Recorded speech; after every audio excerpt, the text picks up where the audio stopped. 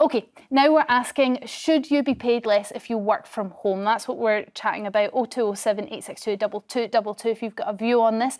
So a new report has found that a fifth of businesses are thinking about paying hybrid workers less in a bid to cut their costs. Is this a good idea? Now, people working from home are likely to be saving money on their travel costs, potentially even childcare costs. But do you think it's unfair? After all, employees are happier to work from home, possibly more productive if they're working from home. We spoke about this briefly on Jeremy's show earlier, and here is what guest Simon Reeves had to say about paying people more if they work from home. Have a listen.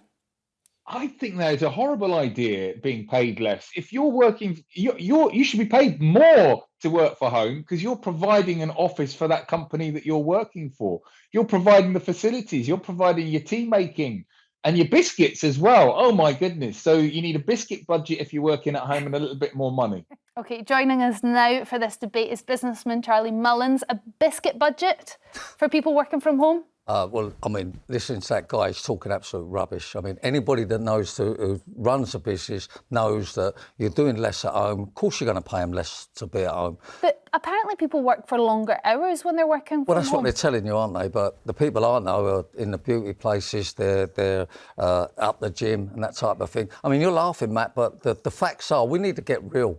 And the reason that all these businesses are in trouble is because they're allowing the employee to dictate and work from home. And no. I mean, I love you. Like, I'm a huge fan, but absolutely not. I mean, it depends on output, right? If your output is the same working from home, I think it's mean to suggest that people should be in the office more because we know that it helps with work-life balance. Yeah, but you don't run a business, do you? No, but it depends on the business. Not all businesses are the same. Yeah, but I'm trying to say to you is that it's a two-tier system now. If you're going to work from home, have 50% less. The people that make the effort go into the office. What if the thing is, it's about output? Because if someone is in the office and they're just having a chat with their colleagues and not doing as much work, you're still losing money as a business owner. Yeah, but, so just being in the office doesn't guarantee someone is doing the work and doing a good job. But being at home doesn't guarantee you're working, does it? Here's the issue. Not everyone can work from home. I had a big issue over COVID because we assumed that everyone just had the luxury of working from home. But when you're a plumber or a construction worker or a makeup artist, you have to go into work. So I think we need to factor that in. But at the end of the day, if you are as productive at home as in the office, it is mean-spirited and pointless to force people to go back into the office when you can make your employees' lives better. I mean, I've run a successful business and I'm telling you now, the way is to get people back into the workplace. The economy is suffering. There's mental health is becoming more and more because people are working from home. There's more sick days now than ever. So I mean, we shouldn't even be discussing pay less. We should be discussing, should we allow people to work from home? And the answer is no. Even if we walk away from the productivity element, because we could argue back and forth whether people are more productive in the office or whether they're more productive at home. The fact is, if you get everyone in the office, Matt, you've got that sort of camaraderie, you've got the creativity, you know, never mind office romances, how are they going to blossom over Zoom? Not. So I'm just wondering whether actually it's beneficial for us all to get out of our house and into the office. So I'm sitting in the middle here, and I'm going to try and charter a sort of middle line because there are obvious advantages of being in the office, some of which you've already articulated. It may well be good for mental health. It's important that we continue to be a socialised society. We don't want to be increasingly atomised. We're all on our phones the whole time, so we don't want to be remote for the duration of our working life. But it is also true that I have a hybrid way of working. I'm often in TV studios, radio studios and so forth. Different people have different methods, different reasons for having a hybrid approach. But for me, being able to look after my 16 or 17-month-old baby boy, toddler, is such a privilege. And being able to spend more time with my wife. I mean, you have to be careful not to get on each other's nerves if you're working from home. But what I'm saying is there are some advantages to both. Obviously, by the way, if you do work at home, you can avoid the commute. So there's less pollution, and you don't have to breathe nasty air on the tube. I just say to you, Charlie, because you said I was laughing, I was only smiling because you are famous for having set up a very, very successful business. I've used Pimlico Plumbers myself in the past, but I would just say, obviously, and you've mentioned this a little bit already, that if you're a plumber, you have to go to work. Exactly. There are lots of jobs that you can do quite comfortably from home. In the end, this will be about, so long as the law stays clear of this, this will be about what makes economic sense. If employers think that they can survive and maybe even thrive on a hybrid approach, that's what they'll do. Yeah, quite clearly they can't, because that's why we're having the question that people are worried about the cost. People are not expanding no more. And if we're going to have a two-tier system, then obviously pay the people at home, pay less. But everybody says that works from home, they're more productive and they benefit from their wife and children and all the bits with it. And I don't disagree with that. What I'm disagreeing with is it more productive? Is it better for businesses to let their workers dictate? The thing is, I think it also depends on, because I've known someone who's had a successful company, and he started a hybrid working model since 2002, before it was even popular. But he runs a marketing company, and you can work remotely, and it was only a few days a week. I do think that actually for younger people, because I graduated from university only a few years ago, there's a huge benefit in actually working from the office. I think you have to learn certain social skills. There's certain skills you can only learn being in like kind of a boiler room setting. You can also learn from the more senior. Exactly, but you can get that from working in the office 3 days a week and then working from home 2 days a week if your job allows it. My point is, it's all about output. I don't really care, about the industry or whatever. It's all about output, because output is what drives business prosperity. Because the thing is, if you have more productive employees, that benefits your business. You can't complain about that. That's what I'm saying to you. You don't. Well, it depends on the industry. Look, the people that keep saying it's more productive. Yeah, more productive. Get the washing done, ironing, gardening. No, more productive for your business. Sorry? I'm not talking about more productive for their personal lives. That's their personal life. I'm talking about more productive for your business. Personal life comes in. I'm telling you now that we need to kick this working from home nonsense to bed. Get the economy. No, I'm just being honest with you. No, I understand. And not let people dictate to the bosses who's running the business. I've started up a new business in September and there won't be a soul working from home, not a soul. I wonder whether actually you're doing yourself a disservice there, and I'll explain why. If you allow somebody to work from home, if you're putting out for a new job and you want people to apply, people can apply from further afield. You're going to get more applications if you allow somebody to work from home, which means you can get a higher calibre of individual doing the job that you need. So you say that, but you know that all the jobs that working from home are going to go to India and go somewhere because they can get them done cheaper. If you can do it from home, you can do it from India. I worry this two-tier system that you're concerned about, what would actually create a two-tier system if you start paying people differently? Surely it has to be about productivity. How would you calculate that? 25% less, 40% less? How would you calculate what their productivity is? I think it's a clear sign now that pensioners have got to work on longer till 71, which means the economy's not doing good. And we get all our money from the economy by people that go to work. I'm telling you now, this work from home. I actually think the bigger issue is there are not enough productive working age people in our population. So we're dealing with an aging society. I think that's mainly the point of why people are going to have to work longer, because we just can't sustain the structure of our population. Not at all. We're working longer because we're not producing enough. We're not bringing in enough money. This may be a way to make us more productive. What? If you're including more people, you're categorising it as sitting at home. But look at the way digitalisation has changed the way we can work. It is possible you are wrong, Charlie. I'm not wrong. Let's go to the calls and find out what the viewers think. Broderick from London, what's your thoughts on working from home? Should people be paid less if they do? Broderick. Broderick, are you there? Oh, I feel like he is there. He just doesn't know I'm talking to him. Broderick, we're going to try and get back to you. Poppy from London, what's your views on this? Well, I'm a disabled person who happens to be restricted to bed full time.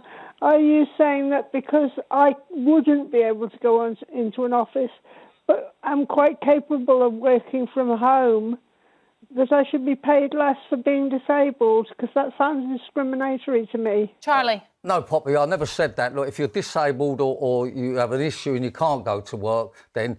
But you're still going to be paid less, but you're not being paid because you're disabled. You're being paid because you're working from home.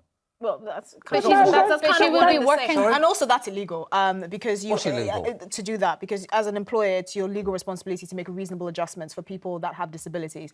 So you actually can't pay her less just by virtue of her working from home, because that's a. Well, you can pay her less because when you take that person on, why would you give them? Well, then why would you employ them though if they're not going to be as productive? Anyway, that's illegal. I'm just saying. Actually, on that point, you can't pay a disabled employee less from working from home because that's illegal. Because you have to make reasonable adjustments as an employer. That's the law. It is the law. You're right. But I'm saying when you take that person on, you'll say, look, you're going to work from home, this is the pay structure. If you're into the office, this is the pay structure. Well, but if you're only saying that you can work from home if you have a disability or a serious reason that you can't come into the office, you're saying then they would be discriminated against that. Yeah. Well, is it discriminating? Yes, well, Charlie, yes. that's not on.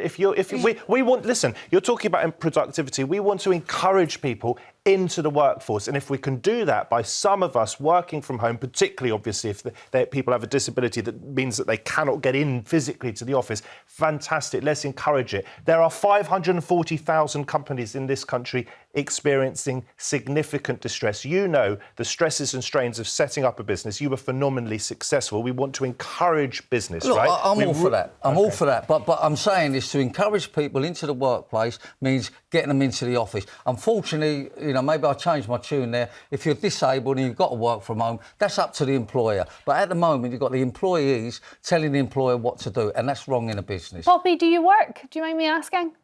Not now. I'm retired now. But I used to work on a telephone advice line where I came into the office. But all the work that I did was over the telephone anyway. And so when there was an issue at work where we couldn't go into the office for some reason, I worked from home for about 2 or 3 weeks because there was an issue at the office. And was there any I was just as productive at home with the phone line coming into me in my own home as I was in the office. Did you not miss out on the sort of social element of going into the office, maybe learning from more senior members of staff, or maybe you were the senior member of staff and you could have taught some of the more junior members of staff? Do you not think you do miss out on something not going into the office? No, I don't. I mean, maybe the way to go isn't so much having some people working from home and some in the office all the time, but a hybrid working system where you work, for instance, 3 days in the office and 2 days at home, or vice versa, or whatever. I mean, a lot of people are very supportive of that, apart from Charlie. One thing I am sympathetic to you is that, you know, employees are telling their employers what they want to do and how many days they want to work home and stuff like that. I do understand that, but I think you also have to take into account the structure of the economy and how things are moving.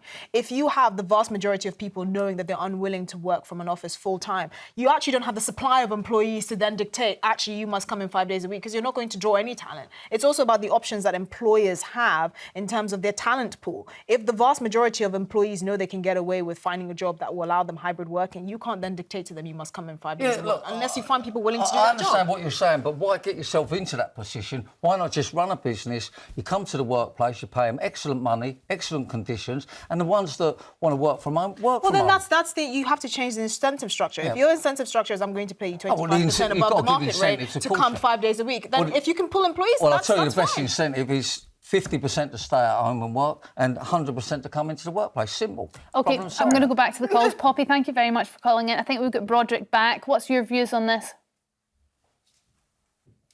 Oh, he's disappeared again. I think you're playing games with us. If he wasn't a regular caller, I would have said he's playing games with us, but I think there's something else going on there. Marianne, what's your views? Oh, thank you. Through my experience, my daughter and son-in-law work from home.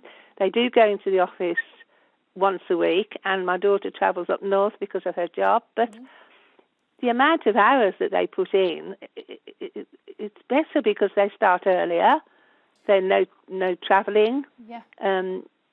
But and I can't believe that, you know. Charlie will say that the reason they work longer hours is because during the day they're spending the time going for a bubble bath and putting their washing machine on and, you know, taking the dog out for a walk.